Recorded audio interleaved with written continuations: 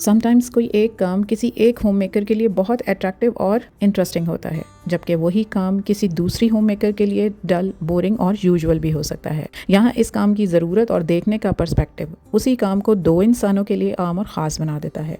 हम अपने घर में किस काम को शौक से करते हैं, किस को दिल लगाकर और किस काम को मजबूरी में करते हैं, डिपेंड कर रहा होता है हमारी एनर्जी, फोकस, रुझान और हमारी ज़रूरत उससे कितनी जुड़ी है उस पर्टिकुलर काम के साथ। तो होम मेकिंग को हैप्पी होम मेकिंग बनाने के लिए समटाइम्स बड़े चेंजेस की बजाय छोटे छोटे बदलाव भी एक बहुत क्रूशियल रोल प्ले कर रहे होते हैं, हमारा मूड एलिवेट करने के लिए और हमें मोटिवेटेड रखने के लिए।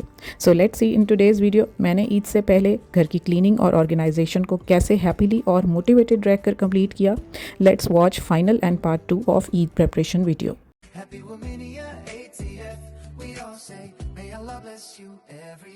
अस्सलाम वालेकुम एंड वेलकम बैक।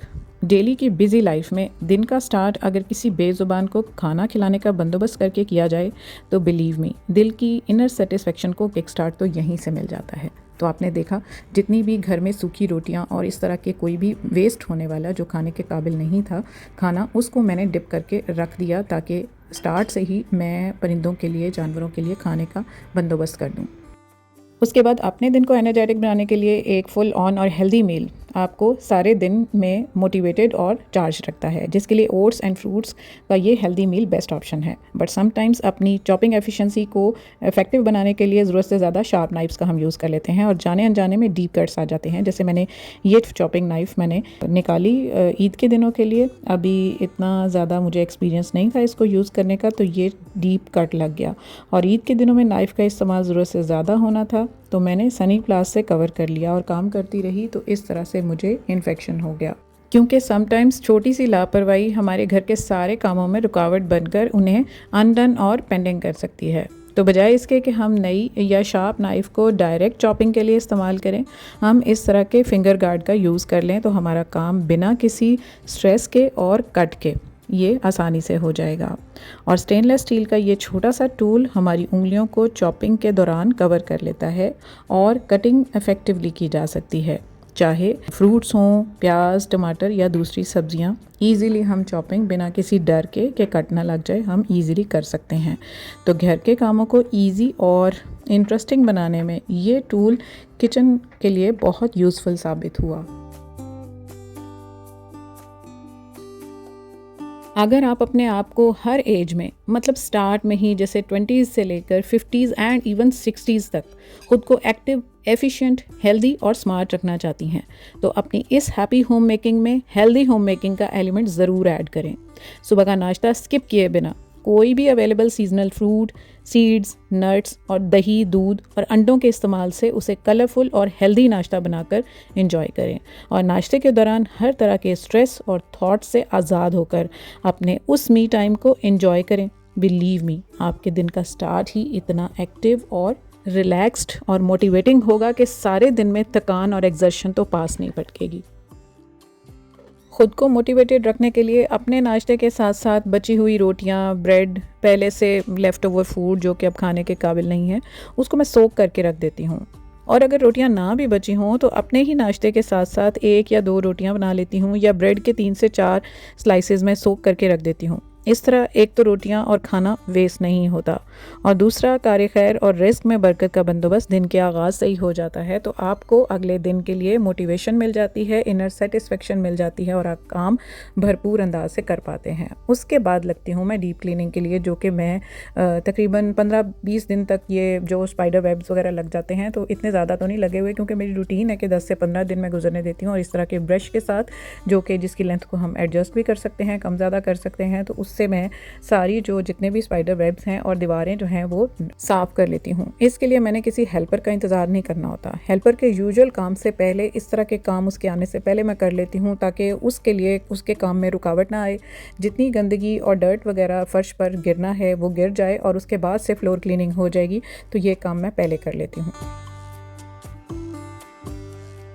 अब वीक में 2 से 3 दिन, अगर एक दिन मैं हेल्पर के साथ मिलकर लॉन्ड्री करवाती हूँ तो उससे अगले दिन जब वो सारे कपड़े प्रेस कर देती है तो उन सबको हैंगर्स में डालकर हैंग करने का काम मैं खुद करती हूँ, क्योंकि जब सारे काम इन पर छोड़ देना तो समटाइम्स ये कपड़े मिक्स भी कर देती हैं। किसी की शर्ट किसी की शलवार और ट्राउज़र के साथ, और किसी एक का सूट का दुपट्टा किसी दूसरे सूट के साथ, और जेंट्स शर्ट्स का भी यही हाल करती हैं, मिक्स कर देती हैं। क्योंकि मैंने ना जेंट्स शर्ट्स जो हैं उनमें shirts, T shirts, dress shirts और शलवार सूट अलग अलग सेक्शंस में हैंग करने होते हैं। ट्राउज़र और पैंट्स भी मैं फॉर्मल और कैजुअल के अकॉर्डिंग अलग अलग प्लेस करती हूँ।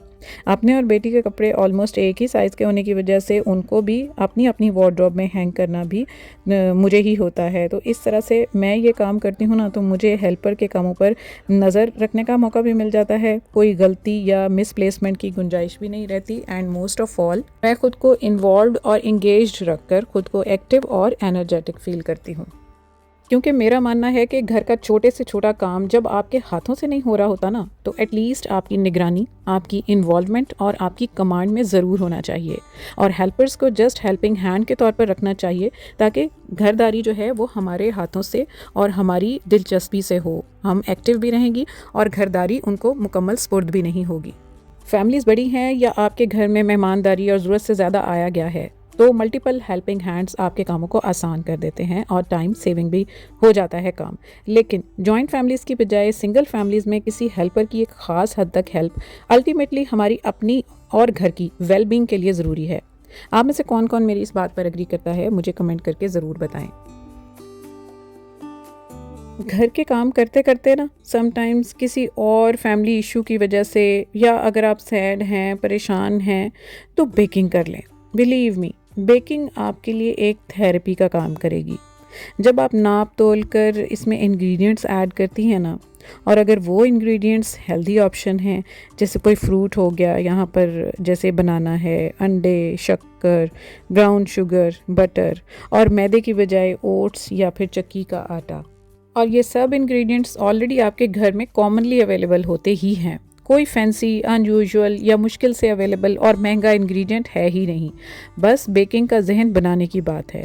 सबसे पहले तो सारे इंग्रेडिएंट्स और मेजरिंग कप्स और स्पून्स को अपने सामने काउंटर टॉप पर रख लें।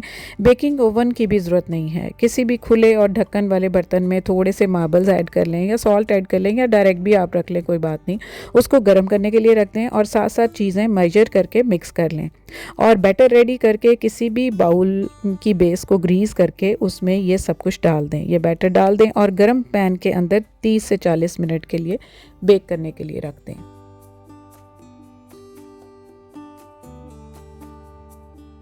तो तैयार होने वाली आइटम ना सिर्फ खाने में टेस्टी और हेल्दी होगी, बल्कि अपने हाथ से तैयार की हुई बेकरी आपको एक नेक्स्ट लेवल पीस और सेटिस्फेक्शन फील करवाएगी। केक के एक एक स्लाइस में आपको सेंस ऑफ अचीवमेंट हासिल होगी, आपका मूड एलिवेट होगा, और किसी ओकेजन या गेस्ट एंड इवन अपनी फैमिली के लिए भी अगर आप बेकिंग कर रही हैं, तो ये एक सस्ता, इकोनॉमिकल, टेस्टी और हेल्दी टी टाइम स्नैक बनकर रेडी हो जाएगा। मैंने ईद से एक दिन पहले बाकी मीठे के साथ साथ ये आमंड बनाना ब्रेड भी बना कर रख ली थी, जिसने बाद में ईद के तीनों दिन मेरी टी ट्रॉली और डिज़र्ट टेबल में 4 चांद लगा दिए। और मज़े की बात, मैंने खुद भी बिना किसी गिल्ट के इसे खूब उड़ाया। बिलीव मी, इतना सॉफ्ट, स्पॉन्जी और मॉइस्ट बनाना ब्रेड बनकर रेडी हुई थी, और इसका टेस्ट इतना अच्छा था, सब ने खूब तारीफ़ की और खूब इन्जॉय किया। किसी भी तरह की बेकिंग कर लें, आपका ड्राई केक है या फॉन्डेंट केक है, किसी भी किस्म के केक को बाद में बेक करके संभालना एक काम होता है, क्योंकि अगर हम उसको ऐसे ही खुला रख देंगे तो वो ड्राई भी हो सकता है, मिस हैंडल हो सकता है, टॉपिंग हुई हुई है तो वो डैमेज भी हो सकती है। तो उसके लिए बेस्ट ऑप्शन यही है कि आप खुला सा कोई बोल ले लें। अगर सर्कुलर है तो सर्कुलर बॉल ले लें, अगर आपका केक जो है वो स्क्वायर में है तो स्क्वायर बॉल ले लें, जो भी आपके लिए फिजिबल है। ट्रांसपेरेंट है उसको उल्टा करें, उसके लिड के ऊपर केक रखें और उसके जो बाउल को उसके ऊपर इन्वर्ट करके रख दें, तो केक आपका बिल्कुल डैमेज नहीं होगा और इजीली आप उसको रेफ्रिजरेट भी कर सकते हैं। सारे किचन की नॉर्मल क्लीनिंग और डीप क्लीनिंग को मैं वीक में किसी भी अवेलेबल टाइम, जब मेरे पास इतना इनफ हो, तब मैं प्लान कर लेती हूँ। लेकिन काउंटर टॉप और स्पेशली कुक टॉप के करीब पड़े हुए स्पाइस रैक और कॉन्डिमेंट जार्स की क्लीनिंग मैं किचन में कुकिंग करते हुए ही साथ साथ करती रहती हूँ, क्योंकि ये सब हमारे सामने पड़े रहने की वजह से हर वक्त नज़र आते हैं। ट्रांसपेरेंट और ग्लास जार्स होने की वजह से इन पर डर्ट नुमायां नज़र आती है, तो सिंपली वाइप कर देने से ही ये एकदम हर वक्त साफ़ सुथरे रहते हैं। ना सिर्फ खुद को बल्कि किसी आने वाले को भी ये हर वक्त क्लीन नज़र आते हैं, जिससे आपको कोफ्त नहीं होती। बाकी काम आप पूरी मोटिवेशन और रिलैक्स माइंड के साथ करती हैं और किसी आने वाले के सामने अपनी सफाई को लेकर किसी भी एम्बैरेसिंग मोमेंट को फेस नहीं करना पड़ता। चूँकि ईद के दिनों में ये स्पाइस जार्स बार बार और ज़्यादा यूज़ में रहने वाले थे और मेरे अलावा बाकी लोग भी कुकिंग में इन्वॉल्व रहने वाले थे, इसलिए काउंटर टॉप पर पड़ी हुई चीज़ें, counter shelf, top, cook top की बैक वॉल, इन सब को मैंने अच्छे से क्लीन कर दिया, क्योंकि साफ़ सुथरा एनवायरनमेंट भी हमारे माइंड को रिलैक्स्ड और मोटिवेटिंग रखता है और हम काम करते वक्त बोर फील नहीं करते। घर का कोई भी एरिया हो, सफाई तो ज़रूरी है ही, चाहे हम डेली बेसिस पर करें, चाहे हम वीकली करें और चाहे मंथली बेसिस पर करें। चीज़ों को वाइप करते रहना हमारी प्रायोरिटी होती है, लेकिन उसके साथ साथ अगर हम अपने किचन में या किसी भी एरिया में कोई येलो लाइट इफ़ेक्ट या कोई प्लांटेशन या कोई डेकोर एलिमेंट छोटा मोटा ऐड कर देंगे ना, तो उससे भी वो एरिया वेलकमिंग हो जाता है और वहाँ पर उसी एरिया में जान डल जाती है। छोटे छोटे डेकोर पीसेस और प्लांटेशन भी हमारे किचन में एस्थेटिक्स भी ऐड करते हैं और हमारे मूड को एलिवेट करते हैं और वो कॉर्नर अपने आप में इटसेल्फ एक खूबसूरती बढ़ा देता है और हमारा काम करने को दिल करता है।